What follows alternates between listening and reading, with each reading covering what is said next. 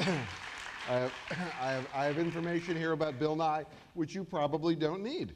But Bill Nye is a scientist, engineer, it says comedian, I'll be the judge of that, an inventor, as well as the New York Times bestselling author of Undeniable, Evolution and the Science of Creation. He holds a BS in mechanical engineering from Cornell University, where he studied under Carl Sagan and worked as an engineer at Boeing on the 747 before creating and hosting his much-loved Emmy Award-winning PBS Discovery Channel show, Bill Nye, the Science Guy.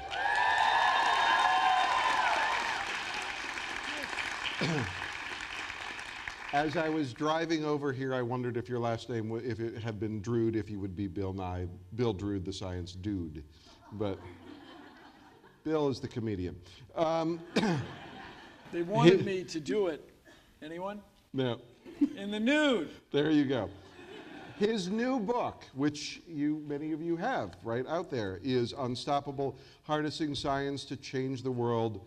And he was hosted here at this forum for his earlier book.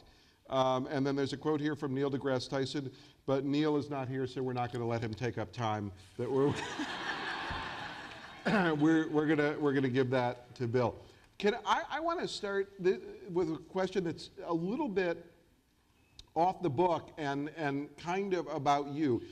First of all the people who have been on The Big Bang Theory, judging by the standard of people who impress my 16-year-old daughter, you are the most famous person who ever appeared on The Big Bang Theory.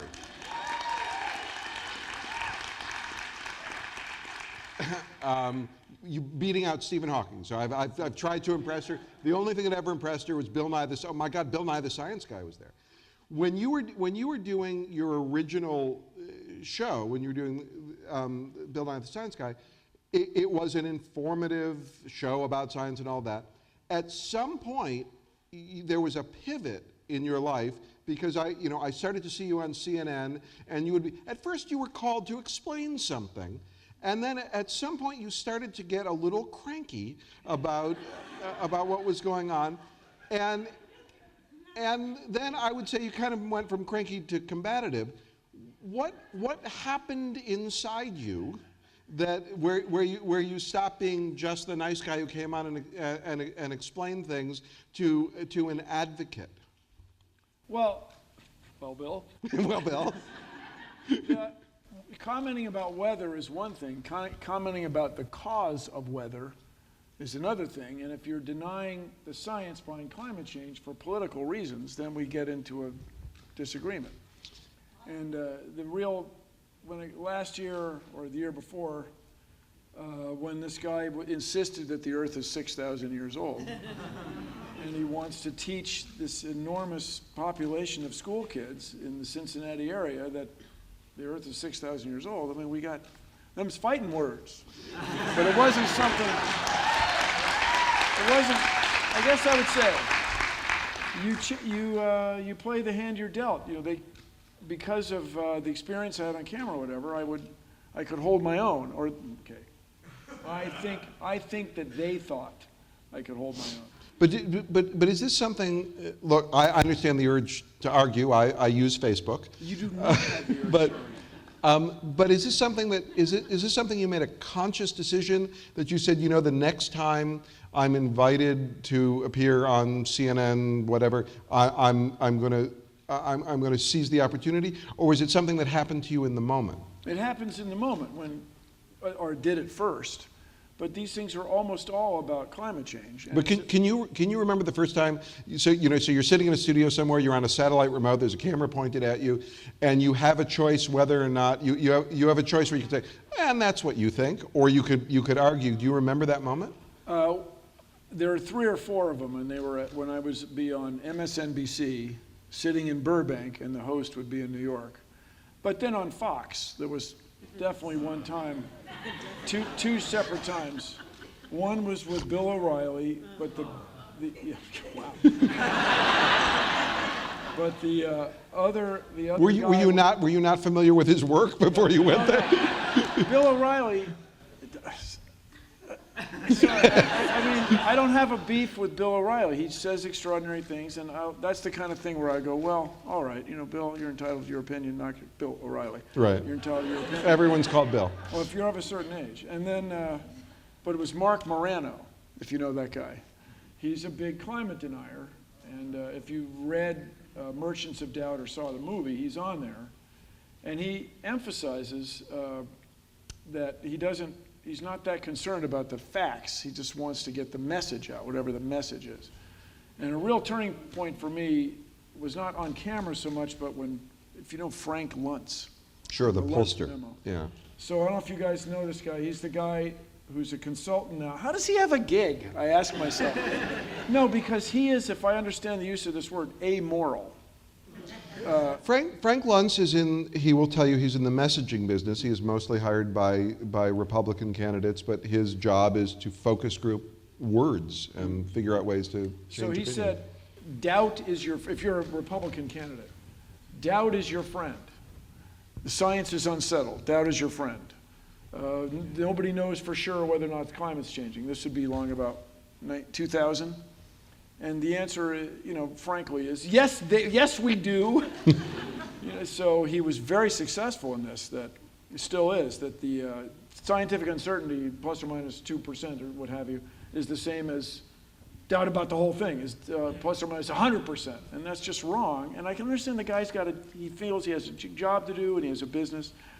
But that really grated on me, that amoral approach to this problem, to all sorts of problems. When you get the call, I assume that your agent or somebody calls you and says they'd like you on the Bill O'Reilly show. Take it, bring it on. Okay. Bring it on. And that's why, everybody, so I will first admit that all the results are not in yet, but that's why I took on that debate in Kentucky, was the audience. Well, let's set it. So you were. So the fellow's name is Ham, right? Ken Ham. Ken Ham, and he runs an institute, I guess for lack of a better word, where they maintain that the Earth is 6,000 years old, and it's a ministry. Well, he says it's a scientific institute, and people rode dinosaurs and things like that, and you. It's sad. Can I just say, as a professional comedy writer, the competition from crazy people. But you made a choice to go and debate the creation of the world with him. Yeah, but my claim is that my audience was not in the room, in the auditorium there, but it was on the web. And so week before last, the official site for that debate, not all the ancillary websites, but the official site just broke 5 million views. Exactly. I don't know if you heard the woman in the front row said, wow. In other words, there are at least 5 million people who might think the Earth is 6,000 years old, and they're living in the world's nominally most advanced country, technologically, nominally. And so that's a real concern. So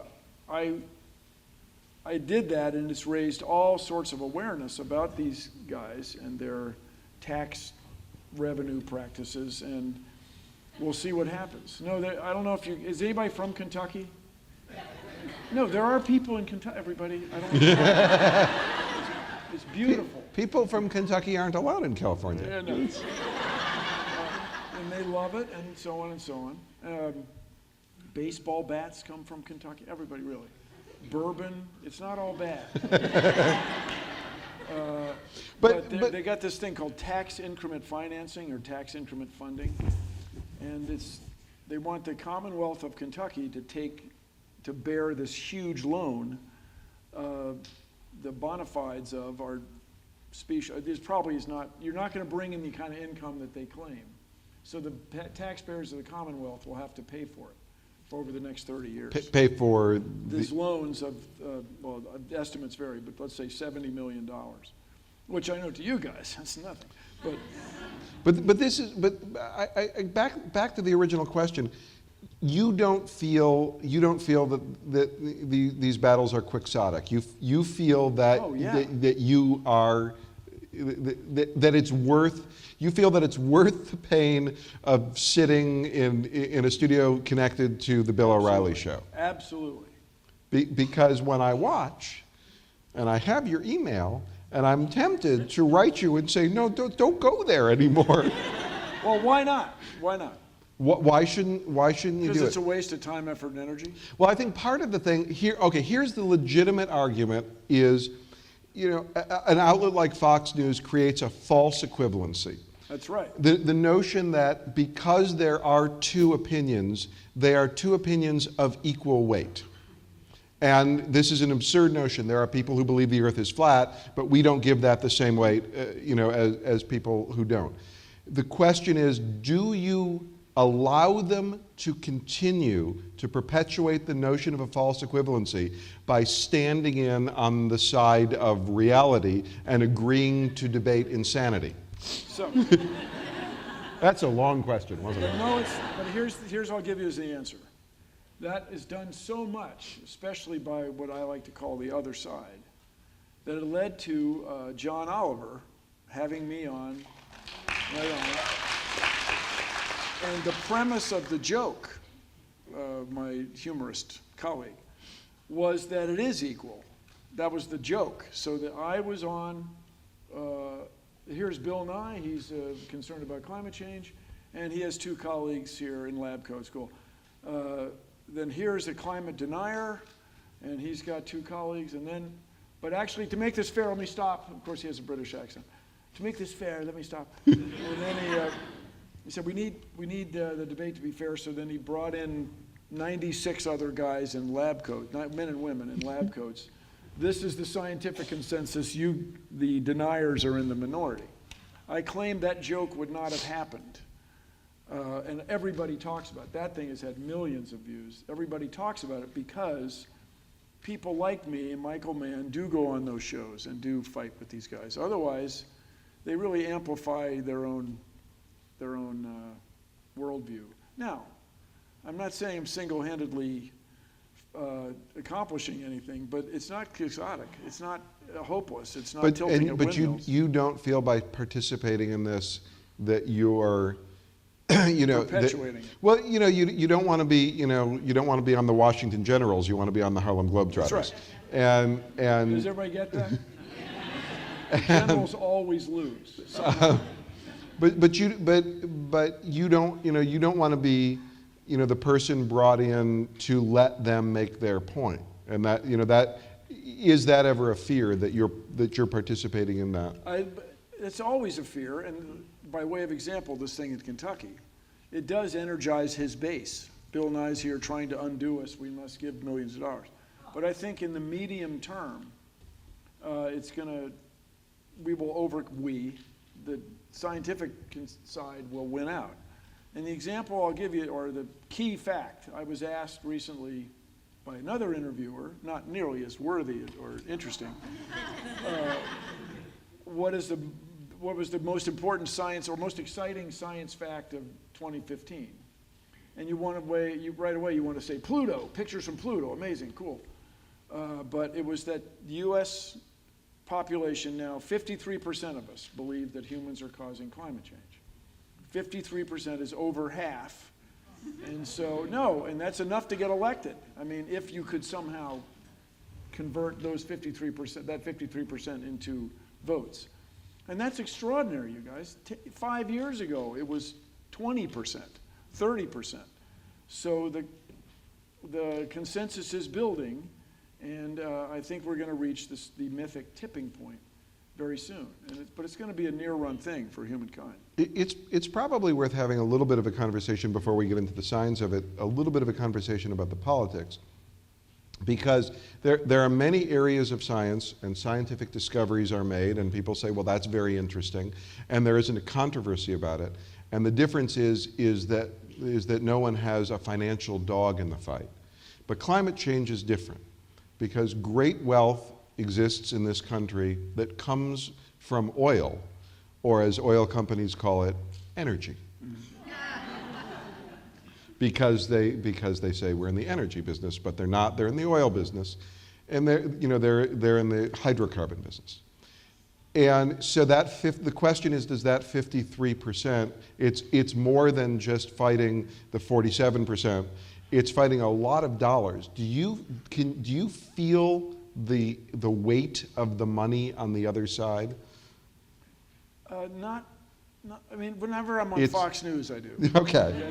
No, but I'm not kidding. Fox News studio is extraordinary. They're the highest tech electronics everywhere, but their viewership isn't that big because compared to your show, for example, there's no reruns of Fox News that people watch over and over again. But people talk about, like, the Koch brothers, and the Koch brothers, their money comes from oil, and that it funds things like that.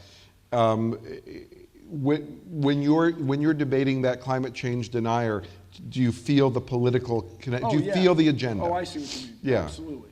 So, do I feel the money? Sort of. Like, how does Frank Luntz make a living? Right. How does Mark Morano make a living delivering these extraordinary, outlandish messages? And so you got to fight that fight. But I have the resources. I don't have a job. Wait, yes, I do. You're a science guy. No, but that's I'm a job. On the Planetary Society. So I can go on those shows, when they call me. But by way of anecdote, if you read my book, and I encourage you, thank you for buying it, those of you who did. I just want to remind everyone here, they're 20 in a carton. The holidays are coming up. Great gifts. But John Stossel was a Fox commentator. He used to be on ABC, but for whatever reason, he's now on Fox. He went crazy. Well, he's a very strong libertarian. He did. He developed a political agenda, and yeah. Yeah, okay. Your term. I did not say it. Okay. I can say it. Yeah, thank you. Anyway, they sent me this email. What credentials do you have? Who do you think you are talking about climate change? Why should we take your word for it? Look at John, if you really want to know, I'm a mechanical engineer. Well, okay, I took, I don't know, 50 semesters of physics. I mean, that's all I did. I mean, seriously, I don't mean to be dismissive. I mean, you take exciting things like fluid mechanics, whoo! Heat transfer, I took, yes! Let alone design of mechanical components, which I don't have to tell you is wall-to-wall part of it. But it's all classical physics. I don't know how, I guess I took 6 semesters of calculus. After it got to Green's function, anybody here? Yeah, I was okay, I'm good. The convolution integral, I'm good. But I took a lot of that. And so I claim that I have the capacity to evaluate scientific evidence. And so, no, but you guys laugh, but it's very important. But just think what it means to the Koch brothers. What does it mean to a Koch that... The singular of a Koch brother, a Koch. But yeah. There's something, and I've met a lot of wealthy people, and you say to yourself, why do you continue to accumulate wealth? And for some, it's because they're very passionate about what they do, and they think and they love telling jokes, and they do marvelous things, and people appreciate their work, and they wear the T-shirts associated with their work, and it's all very rewarding and fun, right? But other people accumulate wealth just to have it. Why do you need any more money? I don't know, but I want more. And so I wonder about the Koch brothers, or either of the Kochs. They have grandchildren, right? And they must be smart enough people to have made to accumulate this wealth. That's not dumb luck. And so do they really deny that there's any connection between what's going on in their industry? Just think what it would be if one of them had an epiphany and went, I'm going to change things, and went out of the fossil fuel business and went in the renewable energy business. And as you get later in life, you start wondering what you're going to leave behind. They could redirect their wealth to wind energy and improve solar panels, better battery systems. And I often wonder what goes through their minds when all this evidence, all these people are fighting them. It's odd. Have you ever been on a private jet? Yes. They're fun. They are fun. They do rock you guys. It's weird. You get place is so fast. You pull the car right up, and pull the car guy right up, takes the bag. It's fun. They trust you that you're not carrying many explosives and just champagne bottles. I just felt, to speak on behalf of the Kochs for a second, their lifestyle's they are having great. fun. Their lifestyle's great. The other thing, just from a physics, fluid mechanics, aeronautic standpoint, on a business jet, you're allowed to fly higher, where there's less aerodynamic drag and you can punch it. Getting commercial planes up that high and back down just takes, right now, too much fuel per person. But wait a minute, are you suggesting that private jets are they're heavy on gas. Oh, they're heavy on gas. Yeah, yeah. Oh, I thought for a second, I thought you were implying the other, that it was more efficient. We should all have private. I was hoping that Bill Nye would say we should all have private jets, because But I was just back at the Boeing plant in Seattle, and the 747 is now longer, same diameter, same body tube, but it's longer. There's two plugs, as they call them, and it's 16% more efficient. It uses 16% less fuel, even though it carries more cargo and bigger objects. And that's because of the incremental improvements made by engineers. And so I mention it because it just shows you what's possible, you guys. It fills me with optimism, not just 747, my beloved 747. But no, I'll be honest, I have tremendous loyalty to Boeing. I mean, it's not objective. It was my first job out of engineering school and so on. But my grandmother told me that she, heard about the 747. This is wrong about the year 1970. And when she was a little girl, her mother, my great-grandmother, took her to College Park, Maryland. I grew up in the city of Washington, D.C. And College Park, Maryland, I guess, used to be the middle of farm fields nowhere. Now College Park, Maryland is the megalopolis overrun thing, but it's where the University of Maryland is. And the Wright brothers were offering rides. This is around 1910. And my grandmother, the story goes, wanted to go for a ride. And her mother said, no, look at that thing. But then my grandmother said she realized that the first flight of the Wright brothers, maybe she heard on the radio, but the first flight of the Wright brothers, if you could contrive a headwind in the cargo version of the 747, no seats, the whole flight would fit inside. Height and distance would fit inside that airplane. And she saw all those changes in her life. So I just think about what's possible. If we got to work on this problem, if we got to work on climate change, decided to electrify all ground transportation, decided to, let's say, have renewable fuel for jets or maybe hydrogen fuel, hydrogen turbines for jets, and provided food for everybody, clean water for everybody, reliable electricity for everybody in the world, it would be a fantastic thing. And the reason I believe this is possible is my grandfather's, my mother's father, went into World War I on a horse. Now, I'm sure there are horse lovers out here. I know a lot of young women go through big horse time. But this was when horses were utilitarian. And when horses foamed at the mouth and keeled over, you just shot them and you moved on. Well, I'm just saying, there was a service that would pick up... This is not a real horse. This is a hypothetical horse that he's talking about here. No horse, just die. There was a service that picked up dead horses and took them to the dead horse zone. But 20 years later, when my father and my mother both got in World War II, my father was a prisoner of war. If you get a chance to do that, I would not let that go. But my mom, everybody, was in the U.S. Navy, and she worked on the Enigma code, and they couldn't talk about it. They were declassified in 1992. But here's the thing. The people who fought World War II did not do anything like that on a horse. Everything changed. Everything changed in just 20 years. So let's go, you guys. We can do this. We can wring our hands. All right. I have to intervene from a story structure point of view. Before we get hopeful, we should get sad. Oh, man. Don't go hopeful yet. No, I went through depression. I'm trying to get to acceptance. I read your book. And you did this anyway. And I came anyway. And in fact, we discussed online what music I listened to as I read the book. I'm given to understand from the first part of the book that there seems to be a problem with the planet. For us. For us. Well, I guess the planet's fine. The planet will continue to be here. It's whether or not it will continue to host life forms like us. One of the things, there's kind of an arbitrary number having to do with carbon in the air. And it's an odd benchmark because it's just a round number. But the number is 400. And we now, it marks the amount of carbon in the air, and we now go forward, and we probably won't ever be below it in our lifetimes. Other than that it's a number. What does it mean?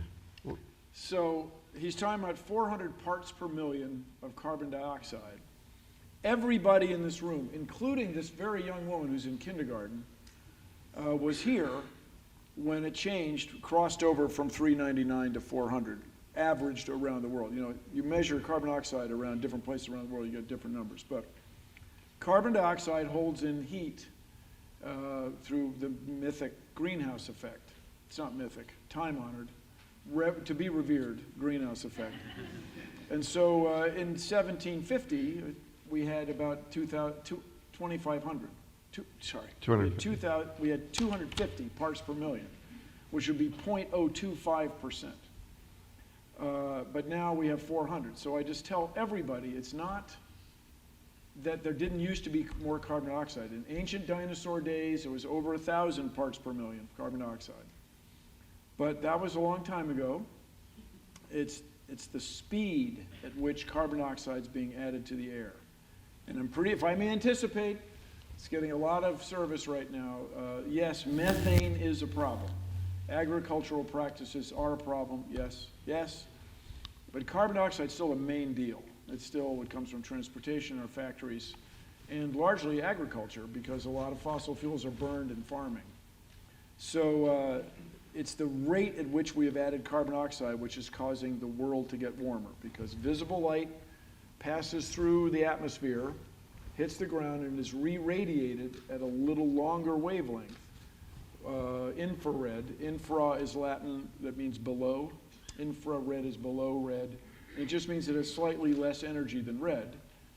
But when you have a lot of it, you feel the heat. When you have a tiny bit of it, you can operate your remote control for your television. No, that's how it works. There's a tiny infrared light bulb in there. But what we have is this enormous planet where the atmosphere is extraordinarily thin. Most of us don't think about it, but if we had, as I like to say, if we had some amazing car on an amazing road where we could drive straight up, not around here, just out in the regular world at highway speeds, not 405 speeds, not 10 speeds, you'd be in outer space in an hour. You'd be above the breathable part of the atmosphere in 5 minutes. All the weather that we see is just 5 minutes high.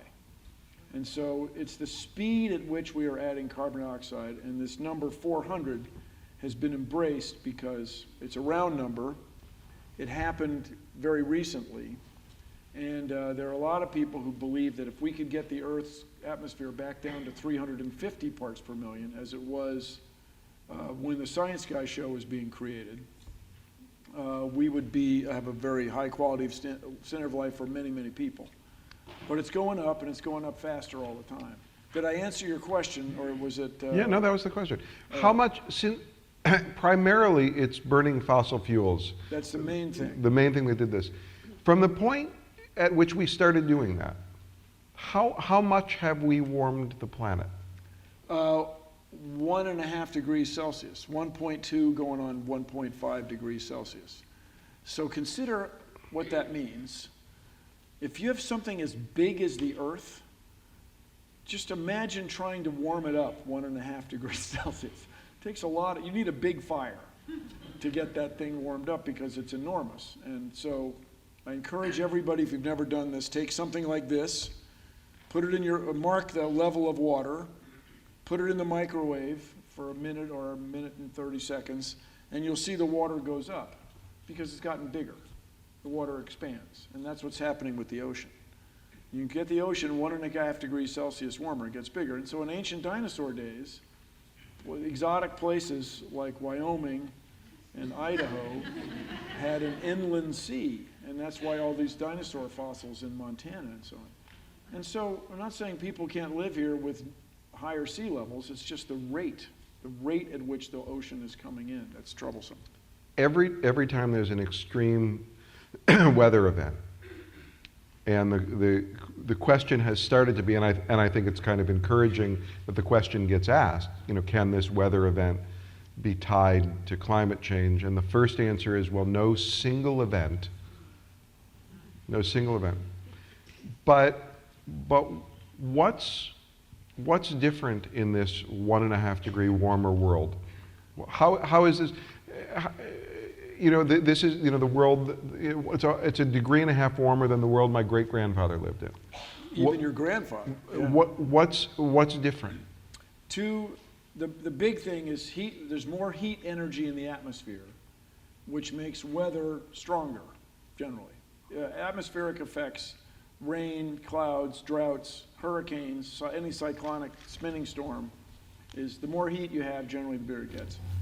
But then you evaporate more ocean water, which puts more moisture in the atmosphere. It's the cycle of a changing phase from liquid to a vapor, from vapor back to a liquid, where heat gets exchanged very fast, or faster than it has been in millennia. That makes the weathers get stronger. The other huge thing is the Arctic is melting. And so, yes, for a few years we're going to be, and soon we're going to be able to have cargo ships going from Finland to Siberia, over the North Pole, from Finland to Alaska, over the North Pole. But the other thing is it doesn't reflect as much sunlight when it's dark ocean water versus bright ice. So the world's going to get warm faster and faster. And then I was on MSNBC, and this woman said, but the Antarctic is getting more snow. What about that, Bill?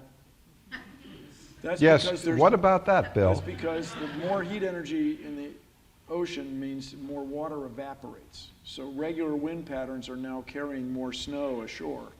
And in Boston last year, what's happened is the ice falling off of Greenland. Now this is a different problem from an ice cube in a glass of water, and the ice melts and the water does not overflow because the ice displaces as much water as it weighs. This is ice on the continent of Greenland sliding into the North Atlantic on the east side of Greenland. That made the water, the fresher, less salty on the east side of Greenland. So it doesn't evaporate, when it evaporates, the water doesn't sink the way it used to. The reason water would sink, even where it's cold, water's evaporating off the sea surface, the water gets saltier. This is sign language for a giant body of water. Gets saltier, and then that would sink, and this would drive the so-called conveyor, carrying nutrients, carrying seawater all around the world. But this caused the Gulf Stream to deflect just a little, so that it got stopped up on the west side of Greenland. Then it was a little warmer, and more moisture ended up in the atmosphere, and then when a regular nor'easter storm came in, it filled Boston with all this snow. And you can say, are any Boston people here? Woo, yes, go Bruins, and so on, or the other Bruins, both Bruins. But there's huge economic costs. Huge costs when you shut down a city that size for a month or 6 weeks, shut down all these businesses for 6 weeks, it's a huge cost. When there's a flood in South Carolina where all the dams were breaking in sequence, there's a huge cost to clean that up. And so the sooner we get to work on this problem, the better. But it's another case where, well, why is this happening? How can you can't tie this one event, but you can tie 6 weeks of snow. You can tie a major drought in the West. You can tie specific heat events, especially to climate change. The cold weather events are somewhat more subtle, but the snow in Boston was actually a warm weather event on the on the North Atlantic. When, when you're home and you're watching television and you're watching Fox News, as you do. I really do hang in there, but I do. And somebody stands out in the middle of a snowstorm and says, what global warming? Look. What object in your home do you throw at the television? I redouble shoe? my efforts. Yeah. So to that point, a very important thing in these debates or these encounters is to keep your cool. And that thing in Kentucky, I don't know if you guys watched it, but it just took tremendous concentration. I'm not kidding. No. And this man hired me as an actor, and I didn't blow it. You did a fine job. Yeah, did fine. You did a very good job. But, You were in a scene with Bob Newhart. Yeah. I wouldn't act in a scene with Bob Newhart for any amount of money. So I had to out-deadpan Bob Newhart. It's not possible. So I let go of that idea and just went for some deadpan. God, that guy is funny. He's serious. a very funny guy. So just to talk some more about Bill Prady. Really? Okay. I'm sitting there, with my new best buddy, Bob Newhart. No, we're sitting in chairs like this on the side while you guys are doing your hilarious thing.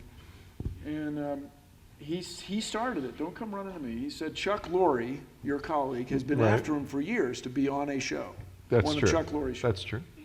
And he said the reason he decided to do Big Bang Theory was it was smart, and he thought it was the best writing. He thought the writing was so good. That's why he decided to do the show. Yeah. I don't know if you guys know the body of work that Bob Newhart has produced, but it's based on our brains, I guess, and the rate at which we process information. And he calls it the Bob Newhart stammer, where you say something extraordinary, and so you're saying that there's no global warming. Yeah.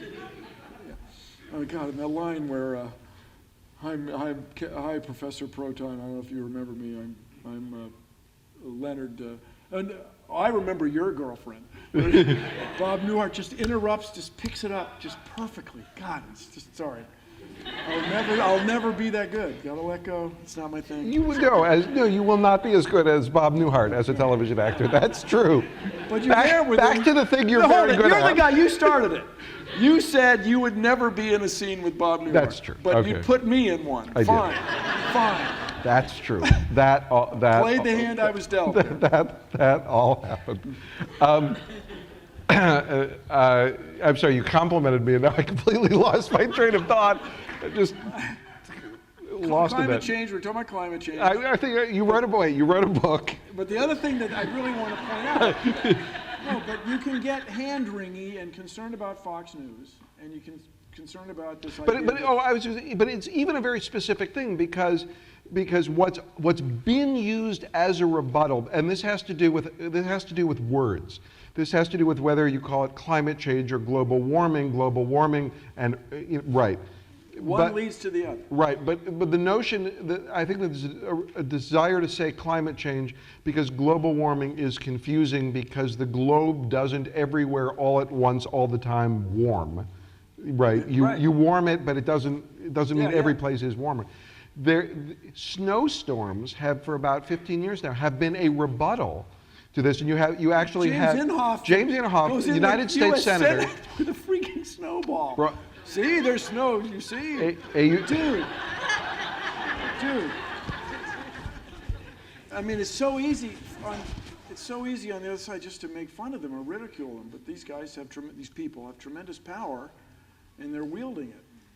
But a couple things, everybody. You can run in circles screaming and wring your hands and so on, and make fun of Inhofe and his colleagues. But there is reason to be optimistic. This is my claim. Climate change denial is almost entirely generational. Very seldom do you meet a young person who's in denial about climate change. So guys like Inhofe and Moreno and Luntz are going to age out. They're going to lose influence. And so this is, you guys, I'm trying to write a science book. I'm doing a kid show about science. But this election is very important. This is another, it's a turning point. And so I really encourage everybody to vote. And I encourage you all to take the environment into account. But what we are talking about is climate change caused by global warming. The world's getting warmer, the ocean's getting bigger, the ice is melting, glaciers are disappearing, and weather patterns are shifting. And so with the polar vortex, which is an old meteorology word, dipped really low, and it got really cold in some areas. But the world's still getting warmer, and the ice is still melting, and the glaciers are still retreating, and the climate is changing. Well, let's swing back to reasons to be hopeful. I'm personally looking for a solution to climate change that has, I'm looking for two things. It should require no effort on my part. Cool. Okay, some effort, like if I had to click on something. Mm-hmm. You would click on something. I would, oh, sure. Okay. And I don't want to change the way I live at all, in any way. Do you have that solution available? Yes. Okay, could you tell me about it? I'm very interested in it. Yes, so what we want to do is provide reliable electricity and clean water to everybody. I am not a member of the Solutions Project. I don't know if you're familiar with it. It's a study done at Stanford University. But they have shown that you could power all 50 of the US states and provinces of Canada and Mexico with wind energy and solar energy, a little bit of sprinkling, this is sprinkling, of geothermal, and you don't shut down the nuclear plants that exist now, but you wouldn't have to build any new ones because there is so much energy in the wind and sun that we do not exploit. Now, the big resource that would change things for the U.S., which would affect the power grid, which would allow you to continue to live in Encino very comfortably. Is that where you live? I'm in Toluca Lake now. Toluca Lake. Very good. You can just walk to work almost. I do sometimes. Cool. That's great. That's great. And so your commute is much shorter. I do. By the way, I do walk to work, and it is when I get there, as in Los Angeles, and if somebody says, "Where's your car?" and you say, "Oh, I don't have it, I walked," and I know. And the number of times I've said, I think I'm going to be put on a 72-hour psychiatric hold.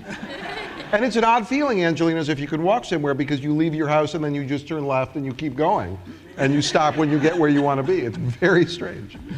So the big resource we have in the U.S. is wind energy off the East Coast. About half of our population lives in the Eastern time zone. And the continental shelf, as it's called, the ocean is not especially deep off the U.S. East Coast, Canadian East Coast, Mexican East Coast. And so we could erect wind turbines using the same technology that we use to drill for oil from platforms. We could modify this and exploit it. And so in my book, 20 in a Carton, Great Gifts for the Holidays, I talk about that, and it's just interesting that there's a limit to how much energy you can get out of the wind, but it's not something we can't overcome. It's cool, it's fascinating, at least to me. And so then we would have power lines coming ashore, we'd use the existing electric grid. Then the other big opportunity for somebody here is to invent the better battery, or a better family of batteries. And sure enough, the Tesla Corporation is using very similar battery packs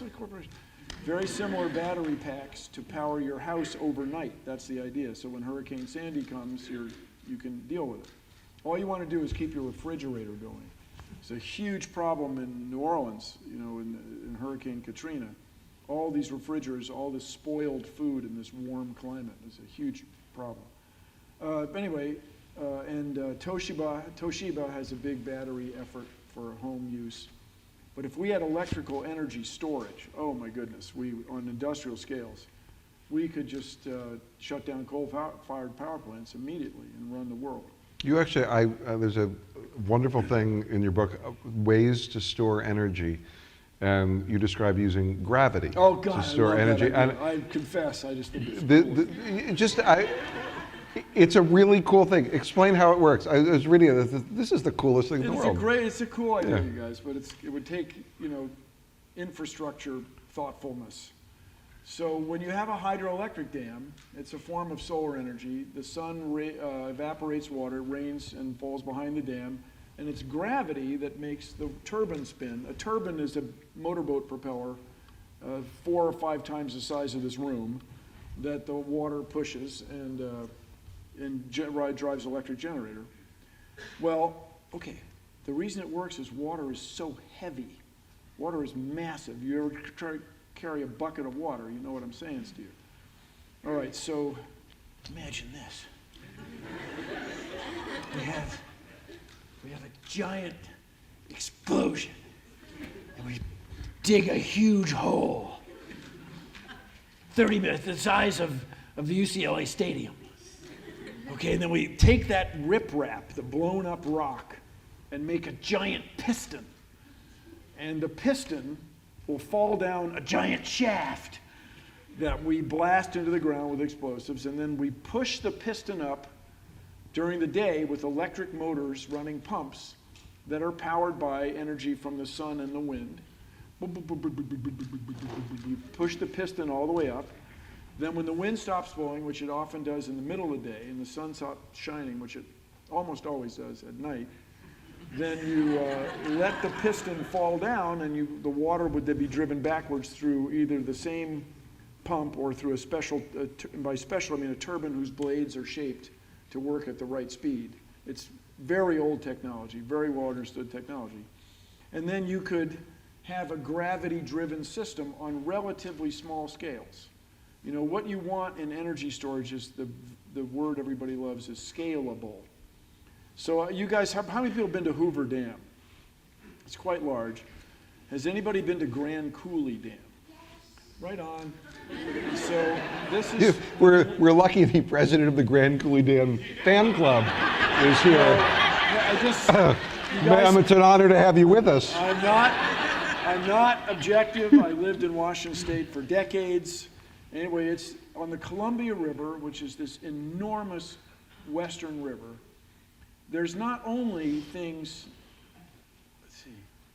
20 times longer than Hoover Dam. There's a dozen of them. And Grand Coulee is the biggest one. It's over a mile across on the top. But you can't build that everywhere. There isn't enough gravity water rivers everywhere to put hydroelectric dams everywhere, with the possible exception of Norway, where they got all the stuff. No, they do. They have fewer people than go to UCLA in a pretty big country with very steep hills, you know, the fjords and stuff. So we could put these pistons, you could get it to the point where they're in everybody's backyard, you know, as big as this carpet. You could put it at the end of a city block and have it as big as a soccer goal. And then you'd store energy for everybody in these piston systems, and you would pump it up and get the energy from the wind and solar. Oh, Bill, that's ridiculous. You could never do that. My grandfather was on a horse. My father was on a diesel-driven ship. Okay, so in just 20 years. Yeah, they're still not going to make the piston thing. I don't think they're going to make the piston thing. You don't think it? No, it's just a cool idea. It's really cool. I don't think and they're so going to make what you would do is you would put it where there already is like a nuclear power plant. And you could do it to take the peaking loads. You know, as the electrical demand got bigger, you'd store it in these gravity things. Like if you've ever been to Eastern Washington State, it's a prairie. You know, there's no, the environmental impact would be manageable. There's not a lot going on there.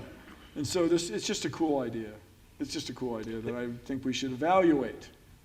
There was a great Onion headline a couple of weeks ago, and it was 60% of Americans surprised our energy doesn't come from glowing purple cubes by now. That's good. That's right. The science fiction, the thing, the Back to the Future fusion machine and all banana those peels, things, the banana peels that become fusion. There's something, I think, that has us holding out hope for some magic device, it's been fusion forever, we're going to find. It's always 40 years. 40 years. Right, and then there's always a guy in a laboratory somewhere who's got the oil it. companies don't want you to know. That's right. Yes. I can make neutrons from that's right. grapefruit. That's right. Well, that's true. But do you think, it's interesting because sometimes, we're great dreamers and imaginers of things. Do you think kind of a hope for this sort of a mythical energy source has kept us from doing the work on making things better, or? No, I just don't think it's been a problem until recently. Okay. I mean, here the bad news, everybody, is we will never run out of fossil fuels. It's limitless. The amount of coal in the world is staggering. It's just amazing. And I was recently at the tar sands. Is anybody from Alberta, Canada? They won't raise their hand. So, no, it's just amazing. So this guy in 1884, a geologist wandering around there, there's this Athabasca River runs through, and so it is cut through this large area in northern Alberta. Fort McMurray is north of Edmonton. It's north of Calgary, it's north of Edmonton. It's way up. And it's tar. It's tar sand. That's what he called it in 1884. And it's everywhere. It's like the most of the province of Alberta is tar sand under boreal or 10,000, 50,000-year-old forest. So there's no limit to the amount of oil if you are willing to spend about 30% of the energy in the tar to melt it down enough and run it through this crazy chemical process to make it into what they call synthetic crude. And so they're pumping out carbon dioxide in two ways, not just when you burn it to drive your diesel bus, but when you produce it, you're creating huge amounts of carbon dioxide and destroying the environment and so on. But here's the thing. When we were there, this was National Geographic, it was kind of a ghost town, Fort McMurray. And everybody on the local news was wringing their hands because the province of Alberta now has a debt, a provincial debt, like a national debt at a state level. And this is unheard of. We thought we had all the money we would ever need in Alberta because everybody's digging up this tar sand and selling it as oil all over the world. Well, you could go into any restaurant, there was no waiting. The buses that went through town are empty. These huge highways had nobody on them. This is all infrastructure built for the tar sands. Because price of natural gas has come so far down because of fracking, and because there isn't quite the demand of oil worldwide that there was when this idea was really exploited in Canada starting in about 1985. And other thing is people don't like it. They've ruined the forest, ruined the rivers, and people are starting to complain about it. And I was also in West Virginia 2 weeks ago, and I was advised not to talk about the coal industry because, we depend on the coal industry for jobs here, and I think it's a very sensitive topic with our audience. I don't think you should talk about it. All right, what happened was everybody who likes Bill Nye showed up. And so Bill Maher talks about this. He goes to Omaha, and all Bill Maher support, all 1,200 of them in the state show up. But it turns out people in West Virginia, it's very similar looking from the air. Have you heard this expression, mountaintop removal? So the coal in West Virginia is on a layer that's just below the current level of the Appalachian Mountains. So they just decapitate the mountain with extraordinary explosives and bulldozers and so on. And then the coal is exposed, and they mine it, and they go a little deeper using this hydraulic technique of fracking, but also for transporting the coal up in a slurry. And that's the goo that ended up in the Elk River. Does anybody remember this? Last year. And it turns out it's 30,000 coal jobs in West Virginia. How many people are in UCLA Stadium on a football game? 70,000, 58,000. So that's twice as many as there are coal jobs in West Virginia. And the West Virginians are kind of tired of the Elk River being undrinkable. And every mountaintop, you know, they have their song, Take Me Home, Decapitated Mountaintop. I remember it differently, but you may be right. So they are kind of sick of it. And then the argument on my side of it is, if we were to convert, just in one case, state of West Virginia, it's Commonwealth of West Virginia, to renewable energy, this would be mostly photovoltaics and, mostly wind with a large fraction of photovoltaics. There would be 50,000 jobs at least for at least 20 years, maybe 30 years. And so you'd have more jobs than you have coal jobs, and those jobs are not exportable. If you're going to erect a wind turbine, you got to be there. You can't build them in China and just, you have to be there. So the audience in West Virginia was very receptive to this.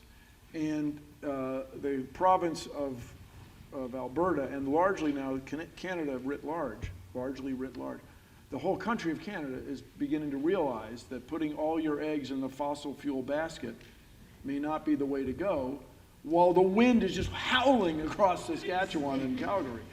And so, for example, the state of Texas, and I was there recently at the University of Texas, Galveston, the Islanders. It's oil refinery, oil refinery, oil refinery, oil refinery, oil refinery, oil refinery, oil refinery. Texas gets 10% of its electricity from the wind now.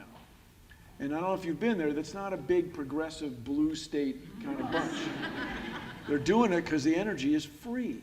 Once the thing is up and the grid is rigged, the transmission lines are rigged, the electricity's free pretty much indefinitely. Yes, there's some maintenance, but nothing like the maintenance at an oil refinery. Man, every time there's a leak and the welding and the fires and the explosions, there's none of that with wind, and people are realizing that.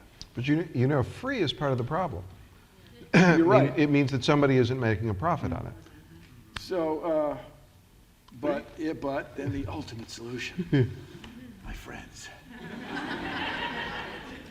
As I say, we got to work everything all at once. But if we had a fee on the production of carbon dioxide, we must never, of course, never utter the word tax. We cannot say tax.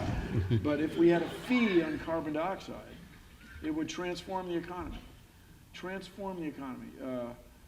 People are allowed, and this is not by conspiracy with the purple cubes, which I know I've lived through that, too cheap to meter nuclear energy, which never quite worked out. But if people had to pay for putting carbon dioxide in the air, then they wouldn't put as much carbon dioxide in the air. And I think it would happen very fast. And I remember the great controversy with catalytic converters.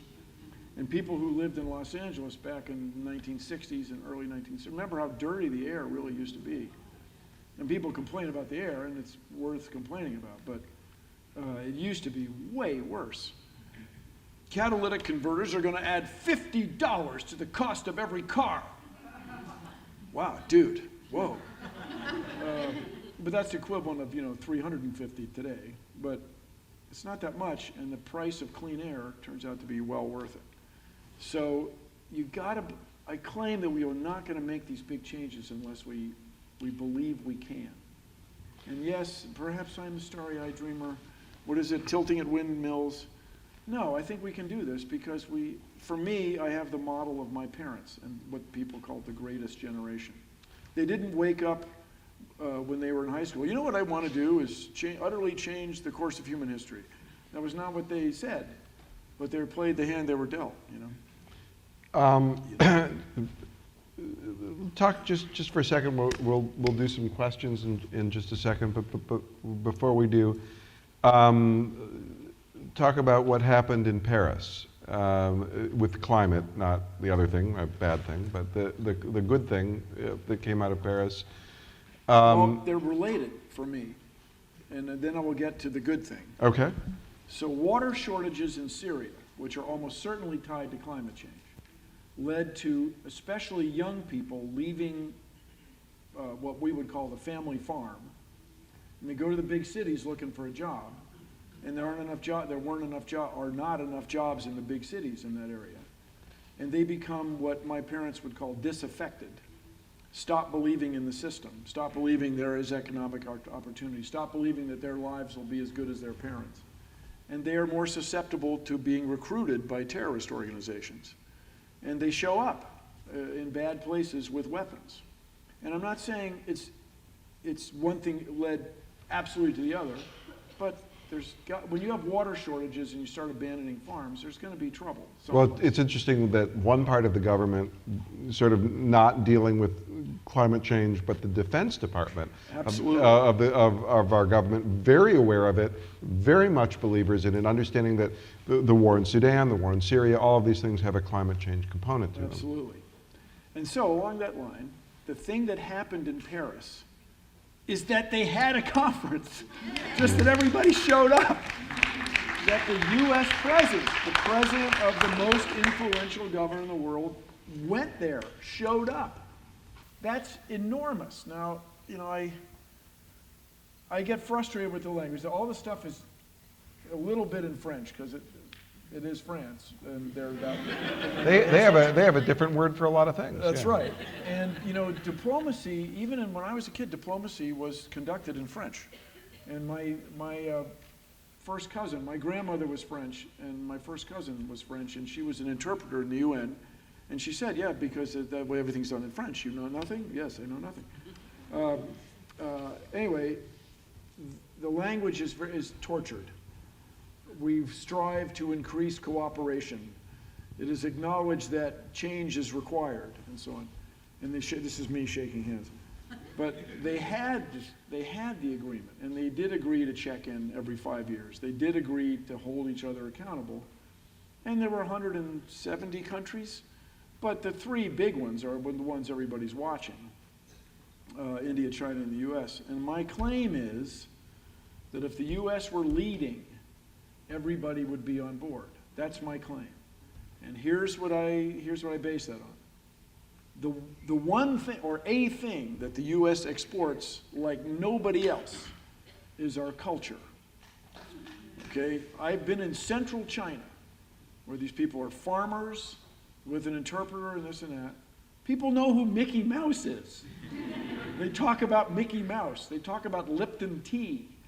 I was with some dear friends of mine who are in New Zealand. They're cousins of a very close friend of mine, a Kiwi, a New Zealand guy. And these young women were learning to drive, same age, 15 and 16 in New Zealand. And the first thing they have to learn is the left is right. The left is right. Because they watch so much US television that apparently young people get confused. Which side of the road do we drive on? What the hell? Like, these people they're farmers. They live they live near Auckland, but not right downtown. And they would apparently, oh yeah, wait, which side? So they teach young people to drive on the left, which is important, when you're driving there. And there was, I don't know if you guys, anybody Norwegian, but they changed in 1973. They used to drive on the left, now they drive on the right, because they're in the continent of Europe. And the joke, I thought was great, I was a kid, was, we're going to have all the buses change first. But they had one day where everybody drove on the other side of the freaking road. All right, the US exports its culture. So if we had a culture of renewable energy, if we had a culture of we are going to win this global war, if we had a culture of we can solve this, we would. That's my claim. And so I'm first to acknowledge, for those of you who are from are nationals of other countries, hold passports from other countries and grow up in other countries, I get it. I'm playing the hand I was dealt. I was born in the US. I got my engineering training, got my engineering license in the US. I grew up when people from the US walked on the moon. And it's just patriotic. You can't help it. But objectively, traveling around the world, the US is crazy influential. And along this line, I have observed, this is my opinion, which, as you know, generally correct. I have observed that NASA is the best brand the United States has. Even people who hate the United States at some level, resent the United States, let's go with resent the United States, respect what NASA does. We all respect what the European Space Agency does. I don't know if you saw this. JAXA got their, 5 years, they got their spacecraft to orbit Venus by just careful diligence. Anyway, but nobody lands spacecraft, cars on Mars. Nobody has people routinely going to the International or building the International Space Station, even though we get rides on Russian rockets and Russian rocket engines. NASA is respected, and the reason is, NASA solves problems that have never been solved before. NASA takes us to places we've all imagined going. And this is why I say later in the book that we have to continue to invest in space exploration. While we are solving all these problems, it's just very easy, and you've heard it a million times. Have you ever been cornered by Buzz Aldrin and oh, God. be told to go to Mars? I love the guy. I love the guy. But he'll talk to you about Mars a lot. Yeah. So he wants to have this Let's do some questions, and the lighting here is such that I cannot see you, but there's a gentleman that has a microphone, and so we'll trust him. So I will bring the microphone to you. A quick reminder, questions at Live Talks LA start with a W or an H and sometimes a D. They are generally short. We do not believe in two-part questions, and only Bill Prady gets to ask follow-up questions. Is that so? Okay. I had no idea. I will be brief. As an academic emergency physician here in Los Angeles, one of the big concerns I have of climate change is increased vector-borne disease. So dengue, malaria worldwide, but I've diagnosed several cases of chikungunya right here in Los Angeles, which is a tropical disease that's here now in Los Angeles. I just wonder how Bill feels about that. I'm very concerned. You are anti-disease. Yes. Yes. Well, Okay. There's some people I wouldn't mind. Yeah. But we want to emphasize through public education the importance of getting vaccinated, and we want to fund you to fund vaccinations. But a bigger problem, not to be dismissive of these horrible diseases that are debilitating, and you know, they kill people who could otherwise be paying taxes. Just look at it that way. But the biggest problem with To be clear, these are in this particular case you're referring to a mosquito-borne disease. Yeah. Those are mosquito-borne diseases that have been found typically in more tropical Central America, but right, but the range of the mosquito has increased because the weather has changed. Yeah, and so the biggest concern in agriculture is not like the desertification of the Midwest, where suddenly it would turn to a desert, you couldn't grow anything. It's that the seasons of the parasites and pests have been extended on both ends, earlier in the spring, later in the fall. And so this is an example, not a microcosm, but a closely related example of the problem of pests and diseases. You also deal with there are some plant-borne insect pests that are typically killed off in cold weather that no longer die off because the weather doesn't get cold enough. That's in pine forests. It's a huge problem, these beetles. But corn plants have nematodes that attack them. Soybeans, nematodes. Oh, I don't eat soybeans. Yes, you do. It's in everything, okay? And so this is where, if I'm king of the forest, or you guys are voting, we invest in gentlemen like this to get better prepared for this. And of course, we solve all the problems all at once, reducing the amount of carbon dioxide and methane put in the atmosphere as fast as we can. Yeah. Hey, Bill, I'm really curious what you think about the current development of artificial intelligence right now and how it's developing quite rapidly, and if it's something we should be concerned about as a society as it moves forward.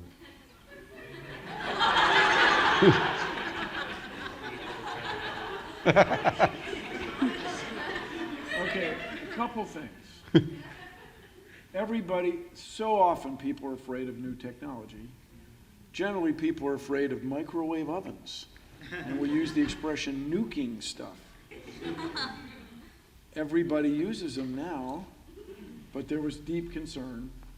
When it comes to artificial intelligence, it's just a couple things. First of all, your car smells the air, the temperature, how much humidity's in it, how much gas to put in the fuel injector, and all the temperature of the gas. It does all this stuff based on years and years of engineers dinking around improving the systems. How far is it from that for what you are calling, and quite reasonably, artificial intelligence, where the machine would then have awareness of itself? course, there's a lot of people that don't have that. So, along that line, In my industry, we're counting on artificial intelligence to solve the problem of network executives. would but that we could. There They you are- go. They are, even for me, I don't Yes. play at your level, but they are trouble. Do you watch television? Have you ever seen it? Okay. don't worry, You're, so you're don't- not afraid. You're not afraid of Skynet at this point. No. Okay. No, I'll tell you why. There are 1 billion people in the world who've never made a phone call. Never made a cell phone, never had a cell phone call dropped at the car wash. They've never made a phone call. So they don't have electricity.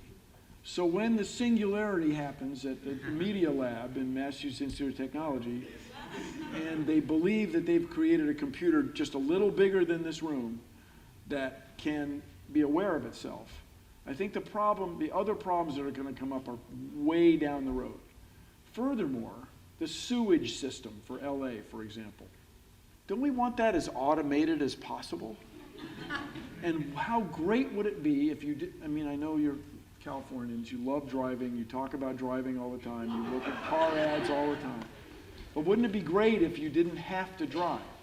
If you could just text full time. Hang on. We actually already have that. Without the damn distraction of That's right. that rear ender. It's so annoying when you're texting and you die. Tap the other body comes through. So We're good on Skynet. yeah, but Okay. so artificial intelligence, I think, is generally a good thing.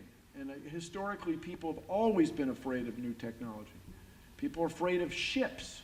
People are afraid of ships without sails. People are afraid of cars without horses, carriages without horses. So yes, you don't want to design computers that can accidentally kill people any more than you want to design. You've been to some airports where they have a subway that goes around that's automated, there's no driver. It's okay. Solve the problem. And you know the old joke about the B-3 bomber has a pilot and a dog. The pilot is there to watch the instruments, and the dog is there to make sure he doesn't touch anything. And so you can be afraid of artificial intelligence, but with good engineering and seriously, people, real regulations. Government, we're all gonna die. No. Regulations are good if they're good regulations. We can design transportation systems that use artificial intelligence. Water processing systems citywide that use artificial intelligence. Electric transmission systems that use artificial intelligence. We can do this. Yes, it's worth being concerned about, but I am not that concerned about it in being inherently bad. That said, loved Ex Machina. Machina. Loved it. That is a good movie. Loved it. The best scary computer take over the world movie is Colossus: The Forbin Project. All right. I knew you would know that. Well, just I don't know if you noticed, so the two superpowers have nuclear weapons. They're concerned that somebody's going to sneeze and push the button and launch mutual assured destruction, all the nuclear weapons launching one. So we'll build computers to control it. Then they connect the Soviet computer to the US computer. And then things They take over the world. things go badly. It, Real badly. Yeah. But it's a very good movie. Highly recommended. Where are we with it? Way back there. Yes. Hi. Somewhere. I'm right here. Well, Hi. you're in a dark place from up here. Oh, no. So I'm an undergrad student. My name is Alexandra. My boyfriend couldn't be here tonight, but he had, we both care about the environment, and we had a question, what the potential for nuclear fusion energy is if the Wendelstein 7X stellarator is everything we hope it to be. Oh, we're set. We're good? So since I was a kid, people wanted nuclear fusion. Those of you unfamiliar, this would be the energy where you combine two protons and they fuse and overcoming the strong atomic force and release all this energy that would hold them apart. And we have a nuclear fusion reactor at a safe distance, and we call it the sun. So yes, we are open-minded, and Lockheed Martin has made extraordinary claims that they could build this thing in 10 years. But you guys, people have been at it for years, almost a century. And it's Princeton is where the build this big thing. And what you want is for fusion to release so much energy that it would sustain itself. And the thing that has to be sustained is a magnetic field strong enough to contain this. I mean, I'm open-minded, okay. But when you start building essentially hydrogen bombs that you're going to control with a magnetic field, it may not be that straightforward. I mean, stuff could go wrong. And so in the medium term, I'm not counting on it. I mean, I'm open-minded. It would change the world. I'm not counting on it. But by the way, everybody right now is so into astrophysics. Everybody's asking astrophysics questions. Half the jokes on your show are hilarious astrophysics gags. You know how funny they are. And so people have discovered dark matter. And it was sort of discovered in the 1930s or proposed to exist even in 1903, 1910. And now the Higgs boson has been proven to exist. You can't help but wonder if there isn't some enormous energy source that we just haven't thought of. In 100 years from now, people will go, ha, ha, ha, ha. Oh, those early 21st century people. Look how... Can I just say the people of the future sound awfully condescending? I'd like to think we were doing our best, and I kind of resent them. That's one interpretation. They go, all right. Wow, they got all that done without gravitons. That's right. Okay. Without darkons. Okay, I'm glad to know there are nicer people in the future too, because the first guy I didn't like so much. The people that respect. We have another question out there somewhere. Hi. So this, as you were mentioning earlier, this upcoming election is incredibly important. And so I've been following very carefully, and as of today, Trump is polling nationally at 41%, Ted Cruz behind him at 14%, and neither of them are particularly known for taking the environment particularly seriously, as, you know, or climate change is a thing that exists. And let's say in the scenario that one of them does end up in the White House, as the optimist that you are, which is incredibly encouraging, what do you think we will see happen? If Donald Trump is president? Or Cruz, honestly, any of the current Republican candidates, none of them, right behind, like, I think Rubio is at 10% right behind, and then Carson at 9%, and none of them take it seriously. What will happen with the Paris Agreement? Are we gonna have a halt? I appreciate where you're going with that, and I hear the tension in your voice going up.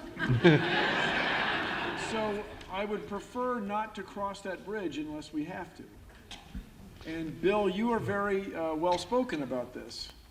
So I ask the conservatives, I ask MSNBC, the place for politics, where they have people that are just fascinated with politics. They talk about politics all the time. And all politics is local and so on. Has somebody done the calculus, if you will, of whether or not you can get elected as a conservative without any millennial votes? Nobody between, give me the numbers, 20 and 35. Nobody from that voting block voting for you can you get elected. And I'll bet you can, right? You Just can. barely. You can, because turnout in that cohort turns out so low in general that you can make that up elsewhere. I mean, I think one of the things, and not, and just to speak to the politics of it, an encouraging thing is, if you look historically, it's actually kind of rare when there's a party change in the White House for the incoming president of the other party to undo agreements of the previous administration. So that's an encouraging thing, that even if we did wind up with President Trump, that's its own punchline. That that this Paris Accord stands to that. We were talking before we started about, and Bill was being very, very hopeful about 53%, and then I just was awful to him. And but part of it becomes a political thing, and if Bill can encourage people to do things, one of the things that I would encourage people to do is not just vote, but to ensure that Americans have the right to vote, which is under assault in this country in astonishing ways. Things, voter ID laws, which only exist to stop people from voting, and things like that, because the 53% is not quite, while it's an emotional tipping point, it's not quite an electoral tipping point. And you need both to have the sentiment and the ability to express it within the body politic. So if you're out, as you go out and fight all the things Bill is saying, please, please, please do what you can. We fight the right to vote, gerrymandering, all of these things. But I actually have become more hopeful sitting with Bill than I started earlier this evening. But built into the U.S. government is change. That's my claim. That's like, not everybody has that. It's built in that we are going to, every 4 years, we're going to take a meeting and have some new guy in charge of this one branch. And so we can change things. I mean, things are going to change. People talk about the pendulum swinging. The pendulum has been heavily damped the last 8 years, but I think if enough people show up, if you take the environment into account when you vote, we can make big changes. So, and by the way, so when Trump becomes president, let's work the problem from now to next November, okay, and then we'll cross the. But if you, I just want to just sort of say, because there are people in the room listening, that activism is actually more than forwarding things on Facebook. Did not know that. You're saying we should use Twitter. And Instagram, my friend. Ted, do we have time for? We have time for 2 more questions. 2 more questions, okay. Hi, hello. I'm an undergrad CSE major student, and I actually saw you the first time that I was 12, and I wish I could ask so many questions. You changed the vision of so many generations coming up. I love you, and, man. Well, man. And I actually told myself at the age of 12 that if I ever meet you, I would ask you that one question. And now I am 22 years old now, trying to ask the simple, not as a technological advanced question. Why a bow tie? Why always wearing a bow tie? So here I am. I'll give you the important but not major reason the whole thing started. When you have a bow tie, first of all, when you're dressed up, in our culture you wear a tie, and this apparently goes back to Scotland, where they'd wear scarves with tartans to see whose team they were on while they're trying to kill each other in battles, and that would just help you identify your teammates while you're with the mace. Well, because they couldn't understand each other because they had thick Scottish accents. So you need, I don't know what you're saying, and then so you have the tie. Very reasonable. Yeah. I've been there, and when they sing, they sound like, how else to express it, like us. I think if you wake a Scottish person up in the middle of the night, he talks like us. I haven't gone to the trouble to test that, but I wouldn't be surprised. Anyway, we wear a tie in our culture to be dressed up, and I wear a tie out of respect for you. So the thing about a bow tie, it does not slip into the soup. It does not flip into your flask when you're in the laboratory. And this turns out to be a great benefit. But really, the whole thing started in junior high school, where at the girls' athletic banquet, this is where young women are getting their awards for field hockey, lacrosse, gymnastics, swimming, whatnot like that. The boys are the waiters at this event. And I realized, if we're the waiters, the girls will have to talk to us. There'll be at least one moment where the women will they'll have to say something. This is huge. And so my father, who was very skilled with all this sort of thing, showed me how to tie a bow tie, and I tied everybody's bow tie that night. And then I realized at the athletic banquet the great practicality of not having the tie flop onto the tray. And now it's become a thing. Now I wear it. I come here and I saw a couple guys wearing bow ties. I had a feeling, just checking them out, that they wouldn't normally wear a tie at all. But I appreciate it. That support, way to go. But there's a thing now with the young people, the kids. They're wearing bow ties. Because they're the hipsters. The hipsters. They like the old things. Yeah. So, just to talk some more about me, and you started it, I did not plant you. This is a Bill Nye bow tie. It came out 2 weeks ago, and they're made with Nick Graham. I've never heard of Nick Graham. Yes, you have. He invented Joe Boxer, and he's just having fun. Bill, I needed this project. This is great. So he's having these ties manufactured. There's a dozen patterns. We just did the review for the patterns in the spring, and you can get them at the fastest way is nickgraham.com. But they're going to be available on Amazon. We're going to get them in Macy's, and it's big fun. And they come tied, but you can leave them that way, and there's a hook. You can undo it if you're obsessed. But you can untie them and tie them, because everybody's neck's a little different diameter or size, and different shirt collars have different properties. You have to tune. So I can't say enough good things about bow ties. Now he's going to do something here, which I have seen him do, which is to tie that without looking in a mirror. Absolutely. And enjoy it as we find our last question. Where's our last And our question? final question? Yes. Thank you. Hi, Bill. I'm Andy. I was in your 5th grade class, but that's not my question. You were in my 5th grade class? Yes, I was. With Miss Lasan? Miss Tyler. Miss Tyler. That was 4th grade, I think. Wasn't it? The one after the Doherty, and you sat right next to me. You went to, you went to Lafayette. which elementary school? Lafayette. Yes, right on. Hail to you. Okay, that's not my question. My question is... I sincerely hope your question has to do with something you lost in that classroom. No. I read that you met for show and tell that Bill took. You met President Obama, and it's along the Yes, lines he of the got to question. meet me, yes.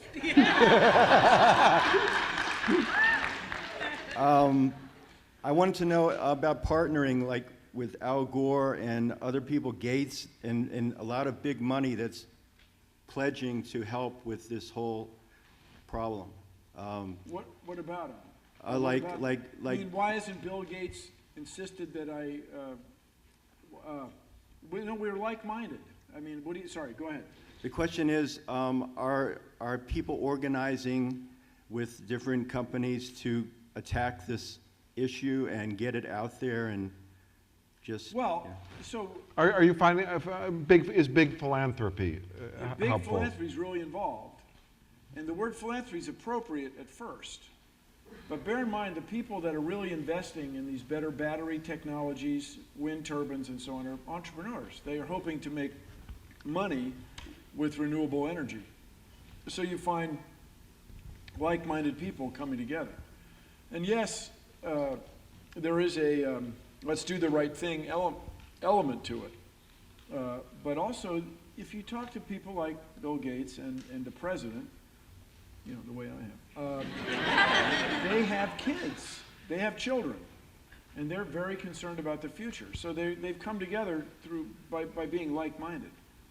But one of the features, one of the blurses, the blessing and the curse, of people like me, and I don't know the guy hardly at all, people like Bill Gates, is as engineers, we presume or pursue technical solutions to just about any problem.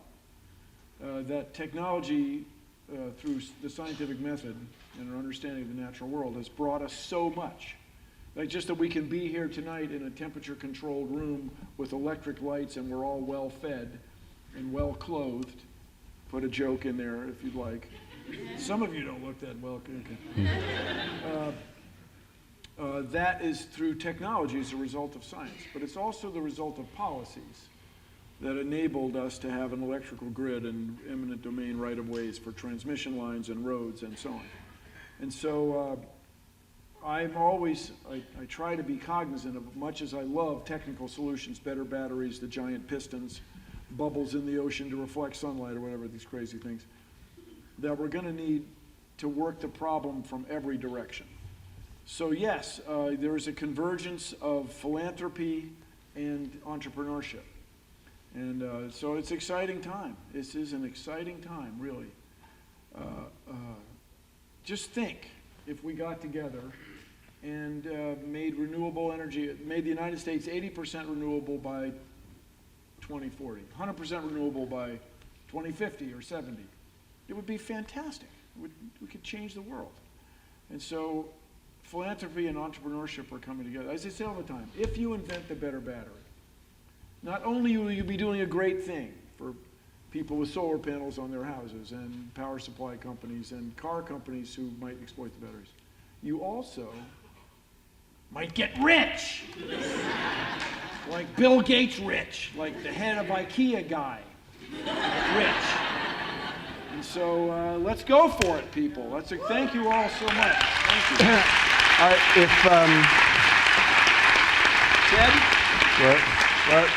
I would just like to say on behalf of these people here that one of the ways that we will accomplish the things you're talking about is to believe they can be done. And one of the ways we're going to be able to do that is to hear from people who believe it a lot. And we appreciate you, and we appreciate this time.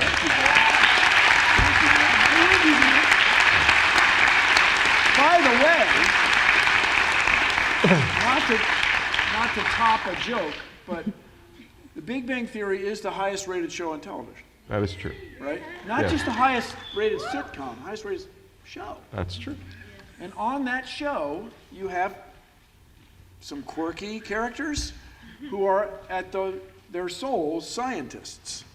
And it's just that people are interested in these odd, charming people through science is, I believe strongly, Bill, promoting the cause writ large. So thank you.